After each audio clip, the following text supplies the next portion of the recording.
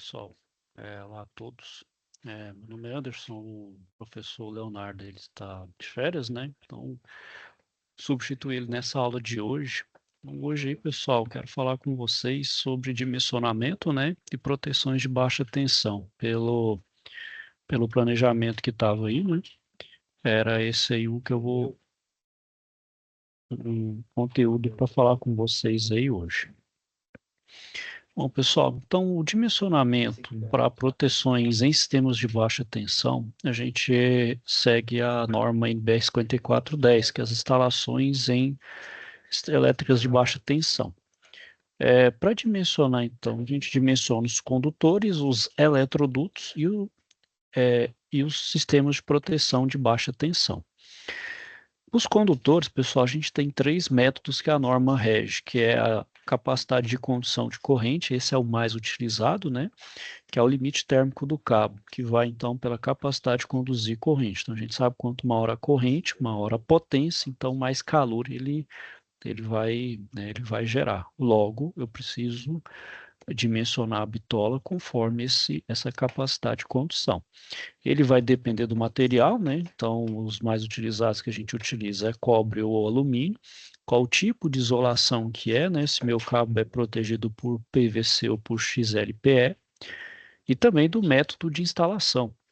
Então, a norma vai abordar 7 formas de instalar, que é duas dentro da parede, duas também em madeira e as outras em eletrocalho, seja elas perfuradas ou não.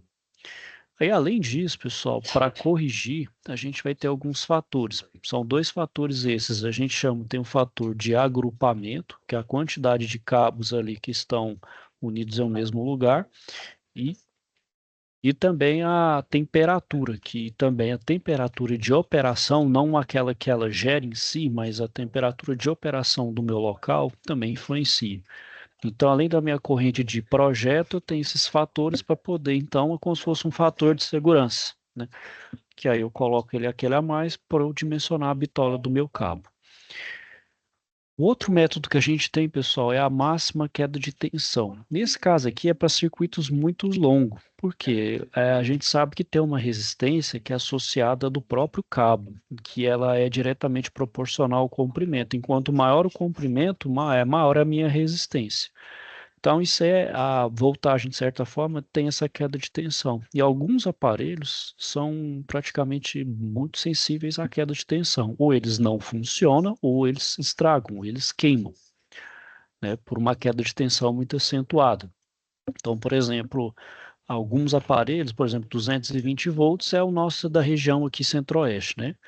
Se tiver muito abaixo de 216, já é problema, né? Então, preciso dimensionar. Só que aqui, pessoal, é um caso muito raro, porque em indústrias, em comércio, mais que os galpões sejam grandes, mas é muito difícil, a fonte consumidora ali está muito distante da fonte fornecedora, logo fica mais difícil de ter essa queda de tensão.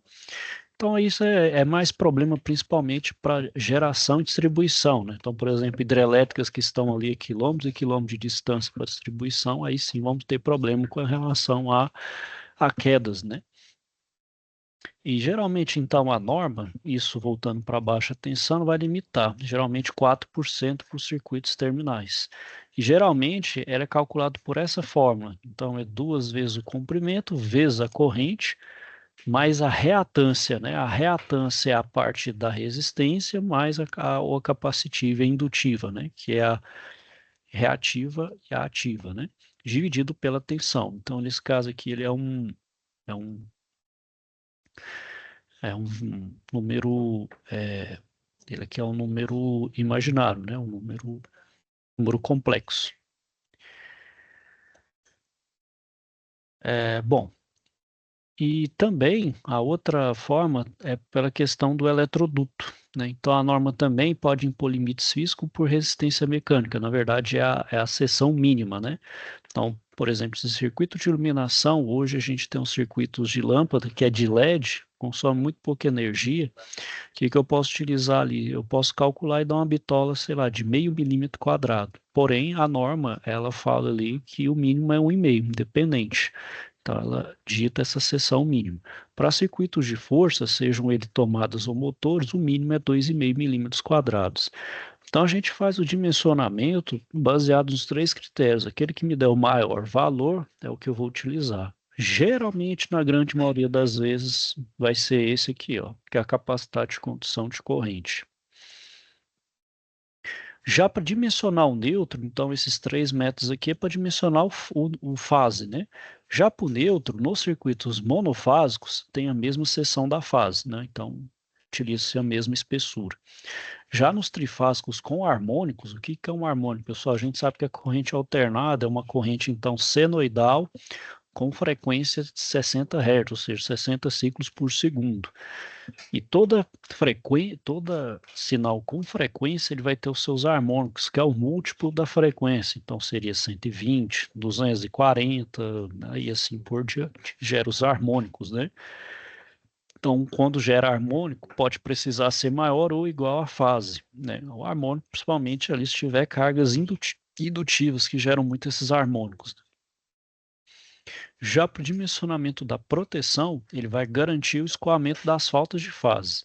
Então, por exemplo, se minha fase eu calculei e deu uma bitola menor ou igual a 16 milímetros quadrados, o de proteção é igual à fase. Se a fase for maior do que 35 milímetros quadrados, foi calculado, ele já pode ser considerado a metade da seção da fase, no caso, o mínimo aí 16 milímetros quadrados de bitola. Já o calor, para dimensionar os eletrodutos, pessoal, é onde eu vou acomodar, então, os meus condutores, né? E nesse caso aqui, pessoal, tem a questão do fator de ocupação, porque esses cabos, então vamos supor que todos eles ali estejam ligando algum consumidor ali e está gerando calor. Esse calor precisa ser dissipado. E o que acontece de forma aí comum, né, até por uma ignorância do pessoal de quem trabalha, é principalmente ocupar todos os cabos, todo o espaço do eletroduto com os cabos.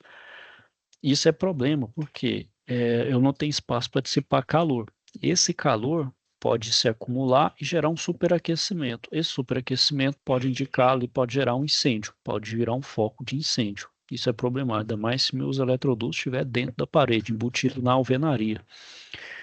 Então, a norma 5410, ela vai então estipular os valores desses espaços do eletroduto, dependendo do número de cabos. Então, por exemplo, se eu tenho um cabo apenas, ele vai determinar ali que tem 53% de ocupação. Posso ocupar, então, 53% do espaço ali.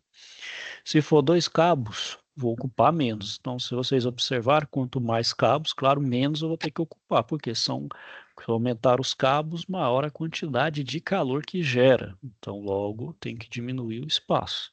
Se eu tenho 3 ou mais cabos, eu vou ocupar somente 40%. O restante é espaço ali vazio para correta dissipação de calor. Já se eu estiver lidando com bandejas, os leitos e as canaletas, então nesse caso ali, eles vão estar expostos, né? Eles já vão estar expostos, já vão estar abertos ali à atmosfera, fica mais fácil de dissipar esse calor. E geralmente eles ficam em camada única, né? Não é muito difícil você ver amontoado um em cima do outro. Então, é camada única para justamente melhorar essa ventilação, não acumular calor em cima de um consumidor específico, né? E já nas bandejas perfuradas, essa é o mais comum da gente achar as eletrocalhas, né? Essa reserva de espaço deve prever futuras ampliações, por isso que se utiliza bastante essas eletrocalhas nos ambientes comerciais e industriais, os galpões, né? Dá margem de expansão e de modificação, sem necessidade principalmente de quebrar a parede, mas você faz ali instalar próximo ali ao teto as eletrocalhas, fica mais fácil, né, de você puxar fios ali. Tanto faz fios ali também de parte elétrica, de computadores ali, de rede, né, quer que seja. Então, você pode, fica mais fácil, mais prático, né? E geralmente ali essa reserva é de 20 a 30%, até pela mesma forma de dissipar calor, não acumular, né? Que faz com o tempo também é não ampliar as eletrocalhas de uma forma satisfatória. E isso pode ser um problema, né? Então eu tenho que deixar esse espaço aí pelo menos de 20 a 30%.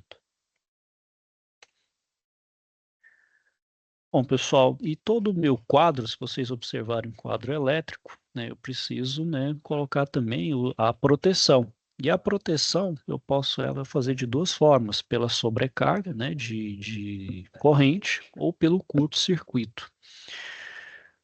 Na sobrecarga, pessoal, a minha proteção ela tem que atuar, né, no caso aí, antes que o cabo atinja sua temperatura crítica, que é aquela que de fato ali pode ter uma grande hipótese, uma grande possibilidade de gerar um incêndio. Então, o que que eu preciso fazer? Eu preciso que esse meu dispositivo atue, seja ali um disjuntor ou um fusível, ou ambos, né? Então, para o disjuntor, então se eu estiver lidando com o disjuntor, tem uma regra ali que você pode colocar que é 20 a 35% da corrente nominal, também é uma regra, e tem essa também, em que a minha corrente, o disjuntor, a corrente nominal, ela tem que estar entre a corrente de projeto e a de curto-circuito, né? Justamente ali para poder tem que atuar, né, nessa faixa aí, né, entre a de projeto, então tem que ser menor do que a nominal, que por sua vez é menor ou igual da corrente, né, que a de projeto ali com mais alguns fatores. Então, vai variar, pode ser 20, 35%, depende muito, né. É, tem um site da WEG, pessoal, que utiliza isso, né, tem um site da WEG ali para dimensionamento. Deixa eu ver se eu Deixa eu ver aqui se vou colocar aqui para vocês.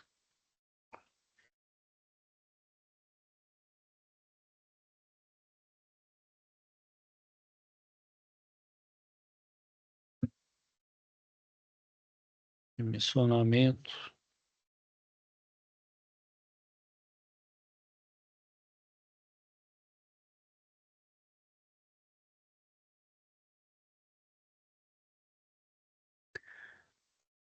Só deixa eu só parar o compartilhamento aqui, pessoal, e mostrar páginas para vocês. Então, o site da WEG, ele é muito bom, ele mostra como fazer isso. Então, deixa eu compartilhar agora a janela. Como dimensionar o disjuntor? Primeiro, conheça a carga do circuito, então você sempre vai partir da potência e a tensão já é conhecida, nossa região que é 220 volts, aí você acha a corrente. Aí você utiliza aqueles fatores, né, os fatores ali da NBR 5410, que é de temperatura e de agrupamento, você corrige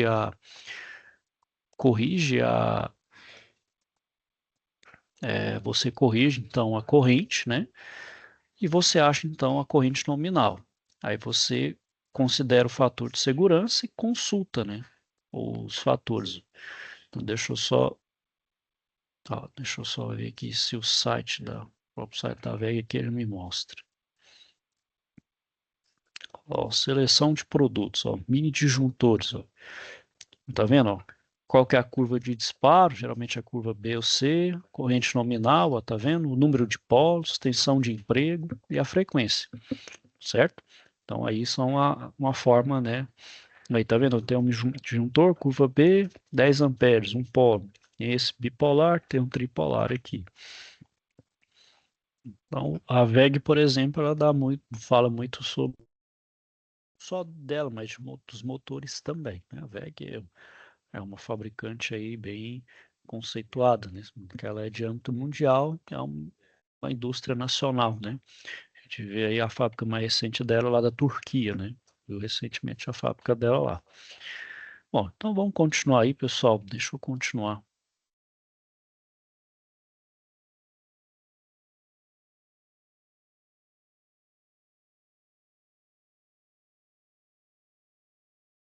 Bom, e além da sobrecarga, né, então, principalmente sobrecarga e sobretensão, eu também tenho que calcular o curto-circuito, né? O que é o curto-circuito? É uma corrente de alta intensidade por um curto período de tempo. Só de ser de, só de ela ser de alta intensidade, pessoal, ela já faz um belo de um estrago, né? Principalmente nos equipamentos ali mais sensíveis, né?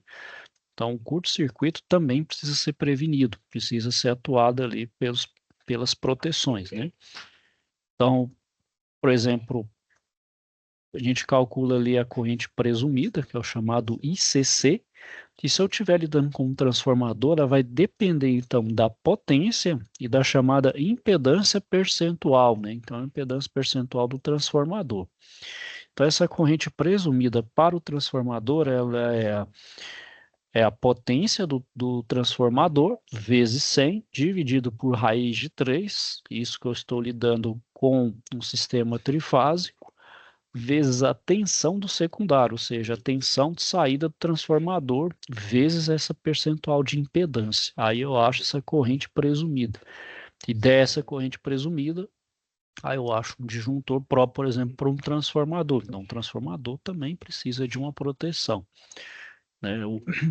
A gente vê muito aí os transformadores queimando ali por descarga elétrica, isso é bem comum de acontecer, né? Isso de certa forma ali é corriqueiro, né? A gente vê descarga elétrica, detona tudo, mas isso é, como diz, é força da natureza, é alheio. Por isso que os sistemas aterrados, né, que estão debaixo da terra, sistema subterrâneo, é mais difícil de ter problema, apesar que tem a suscetibilidade, porém é mais protegido, né? Bom, e além disso, pessoal, eu tenho também os dispositivos de segurança, né, para os painéis. Por exemplo, o quadro de distribuição de luz e força tem que ser organizado, identificado e ter espaço reserva, né? Ou seja, aquele quadro elétrico bonito que a gente, né? Então, deixa eu botar uma imagem aqui de um quadro elétrico.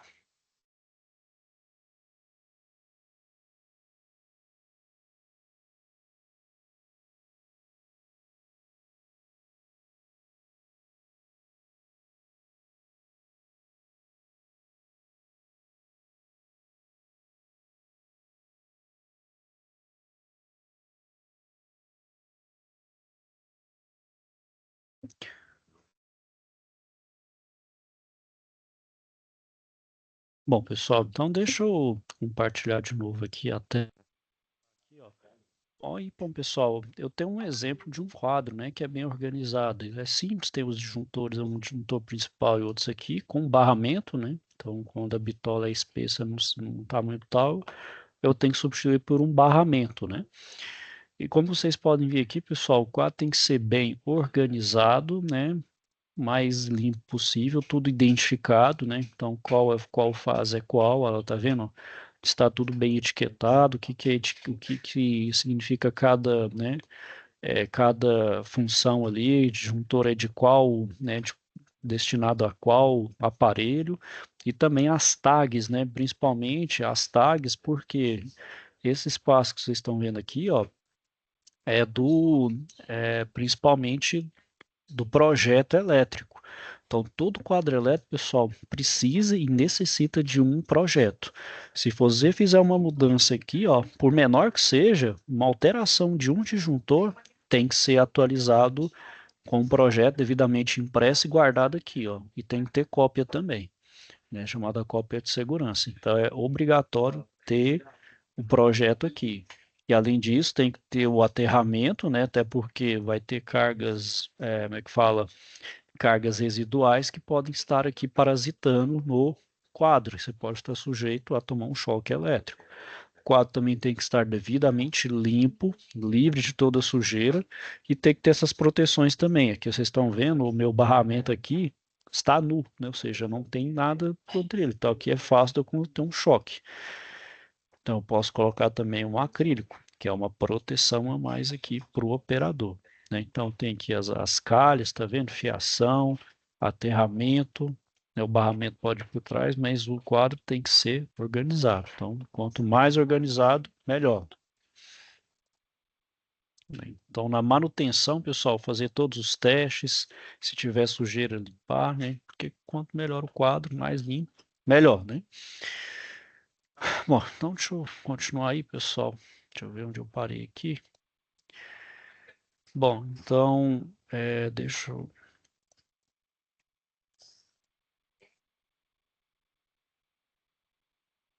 Bom, como falei, o padrão de entrada, né? Então, o padrão de entrada de um quadro vai ter que seguir as normas da concessionária local, né? Então, lá no caso Enio, São Paulo, que também era Enio, né? Que agora é Equatorial. Então, as concessionárias locais, elas têm ali suas normas próprias, né? Também tem umas normas, claro, elas são baseadas nas normas europeias, internacionais e nas normas brasileiras, né? Então, elas não é uma norma, assim, própria, né? Então, segue as normas, os padrões aí internacionais e principalmente das normas brasileiras. Já os DRs, né? O dispositivo residual, ele é obrigatório para proteção contra choques elétricos e a fuga de corrente. Então, geralmente, né, pessoal, criança, geralmente muito curiosa, o que ela faz? Coloca algum objeto na tomada. O que pode acontecer? Ela toma um choque. Com o DR, o que ela coloca, ela entende ali que tem uma corrente saindo ali de fuga, ou seja, uma espécie de corrente de curto-circuito saindo fora, indo para o rumo da criança. Não, não que ela fala que está empacando, mas ela detecta esse surto. Detectou esse surto ali, ela desliga, ela atua desligando. Ou seja, ela vai desligar, evitando que a criança ali, no caso, ela tome choque. No máximo, claro, não vai ficar isenta do choque, mas aquele início ali ela sente, mas atua de forma extremamente rápida. Então é muito sensível. Então, por exemplo, uma sensibilidade de 30 miliamperes, você coloca para proteção de pessoas, né? Porque é o nosso corpo, pessoal, no, escalas ali de corrente ali acima do miliampere, mais do 30 ali, já é considerado perigoso para a saúde, né? Então, por exemplo, nossa bioeletricidade, só por efeito de curiosidade, nossa corrente ali é microampere, né? Então é uma corrente muito baixa, extremamente baixa. Então, por exemplo, um eletrocardiograma ali, que é o sinal elétrico do nosso coração, para ver aquele sinal limpo, além dele ser filtrado, aquele sinal ele é amplificado, porque da potência mesmo, o sinal é muito pequeno, não consegue enxergar aquele perfil, logo ele é amplificado para sair aquele sinal, para a gente entender então o funcionamento da batida do coração. Aí, a partir daquele padrão, dá para saber se o coração está normal, tem alguma anormalidade ali. Então, por exemplo, qualquer corrente então, de miliampere, dependendo da intensidade, já pode ser fatal para a pessoa. Além disso, pessoal, a gente também tem um DPS, né? O DPS é o de proteção de surto, então ele protege contra raios e surtos, né? Os raios são extremamente intensos, né? E os surtos de manobra, então é extremamente prejudicial para todo e qualquer sistema. Geralmente ele é instalado entre a fase terra ou também entre o neutro e o terra.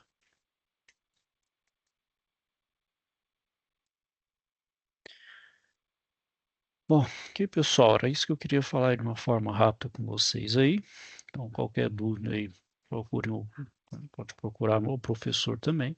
Ele está retornando de férias aí no dia 30. Então é isso aí, pessoal. Vou desejar a todos boas festas, bom fim de ano, e com Deus e até a próxima.